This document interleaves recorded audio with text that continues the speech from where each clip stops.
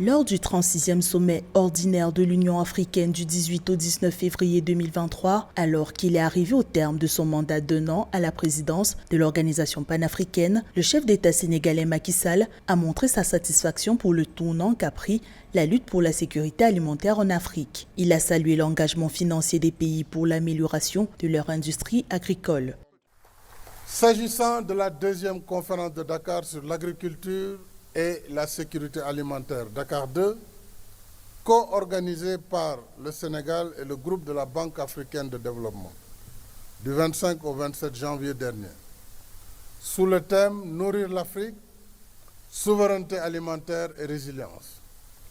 La participation record de haut niveau de chefs d'État et de gouvernement en a fait un sommet orienté vers l'action pour une Afrique qui se donne enfin les moyens de se nourrir par elle-même et contribuer à nourrir le monde.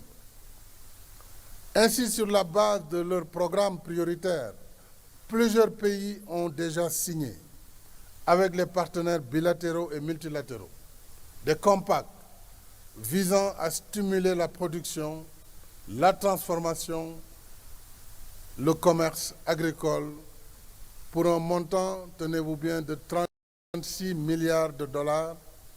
36 milliards de dollars, dont 10 milliards mobilisés par la Banque africaine de développement.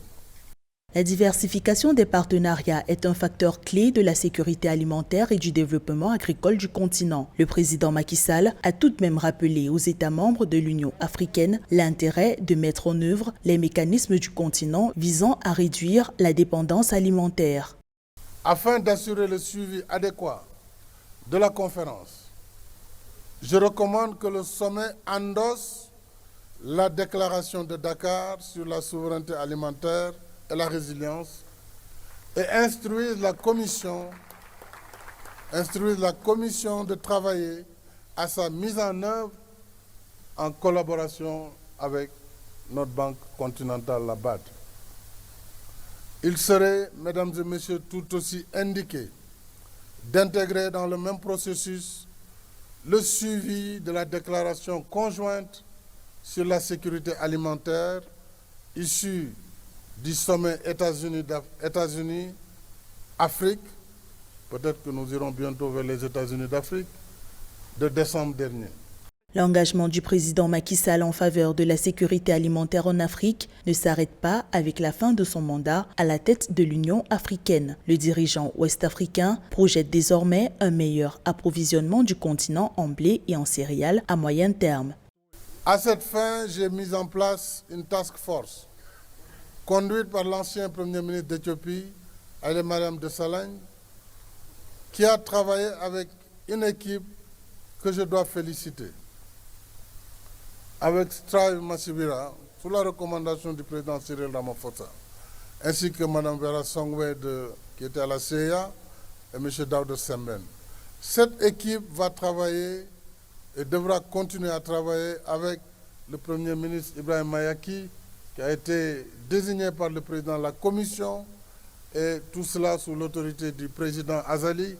Je pense que nous pourrons atteindre les objectifs de cette déclaration de Washington pour travailler avec la partie américaine.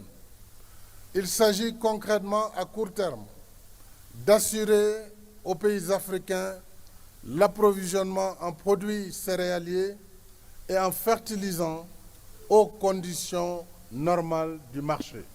Les besoins en financement non satisfaits du secteur agricole africain sont estimés entre 27 et 65 milliards de dollars par an, selon la Banque africaine de développement. L'Afrique, qui abrite 60% des terres arables du monde, dispose d'un potentiel qui ne demande qu'à être mis en valeur. À l'horizon 2025, l'Union africaine s'engage à accompagner ses pays membres à consacrer 10% de leurs budgets nationaux à la réinvention des modèles agricoles sur le continent.